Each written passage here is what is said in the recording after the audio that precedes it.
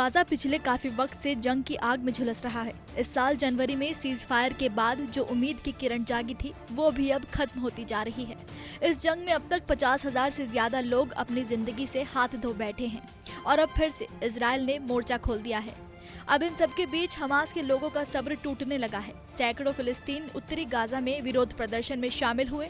उन्होंने हमास विरोधी नारे लगाए और इजराइल के साथ युद्ध समाप्त करने का आह्वान किया।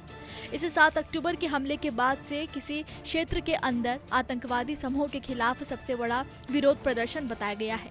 जानकारी के मुताबिक इस विरोध प्रदर्शन में ज्यादातर पुरुष प्रदर्शनकारियों ने हिस्सा लिया और हमास बाहर जाओ जैसे नारे लगाए।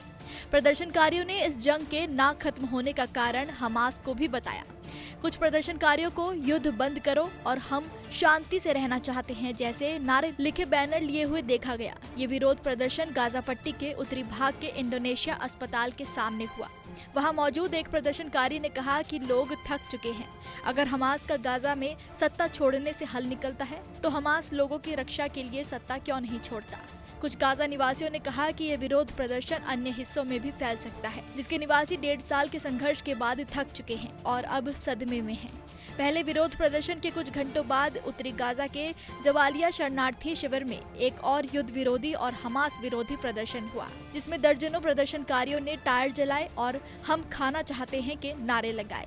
बता दें कि 7 अक्टूबर को जब से हमास ने दक्षिणी इजराइल पर अपने हमले शुरू किए हैं, तब से गाजा में मामूली विरोध प्रदर्शन हुए हैं, जिसमें प्रदर्शनकारियों ने युद्ध को समाप्त करने की मांग की है।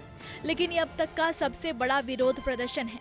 इजराइल नियमित रूप से गाजा में लोगों से हमास के खिलाफ एकजुट होने की अपील करता आया है, जो 2007 से इस क्षेत्र में सत्ता में है। इजराइल और हमास के बीच 17 महीने से ज्यादा समय से चल रहे युद्ध से गाजा पट्टी तबाह हो गई है। स्वास्थ्य मंत्रालय के अनुसार जब से इजराइल ने गाजा में अपने सैन्य अभियान फिर से शुरू किए हैं, तब से कम 792 फिलिस्तीन मारे गए हैं। आधिकारिक आंकड़ों के अनुसार ये युद्ध हमास द्वारा 7 अक्टूबर 2023 को इजराइल पर किए गए हमले से शुरू हुआ था, जिसके परिणाम स्वरूप 1218 लोग मारे गए, जिनमें ज्यादातर नागरिक थे। स्वास्थ्य मंत्रालय के अनुसार इजराइल के जवाबी सैन्य हमले में गाजा में कम से कम 50,021 लोग मारे गए हैं, जिनमें भी ज्यादातर नागरिक शामिल थे।